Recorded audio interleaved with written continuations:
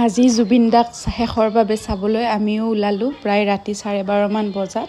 আমি কাজিনখিনি আৰু ডুগুকো লৈ আহিছিলোঁ কাৰণ তাইক যিহেতু থৈ আহিবলৈ জেগা নাই। আৰু এয়া আমি আহি পিনে পালোহি সৰুসজাই ষ্টেডিয়াম আৰু এয়া ডুগু আমাৰ, তাইকো লৈ আহিছোঁ। আৰু তাৰপিছত এয়া সোমালোহি। সোমাওঁতে ইমান এটা ভিৰ নাছিল, তাৰপিছত একেবাৰে পৰিৱেশেই বেলেগ।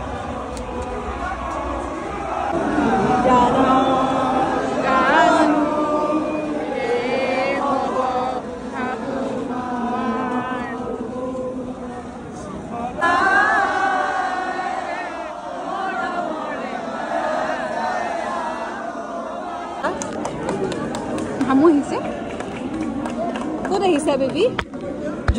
আৰু প্ৰায় 3-4 ঘণ্টাৰ অন্তত আমি তেখেতক দেখা পালোঁ শেষৰ বাৰৰ বাবে। আৰু তেখেতে এনেদৰে শুই আছিল, খুবেই বেয়া লাগিছিল দেখি কিনে, কিন্তু উপায় নাই আৰু আমি মানি ল'বই লাগিব, যিহেতু সত্য চিৰসত্য এইটোৱে।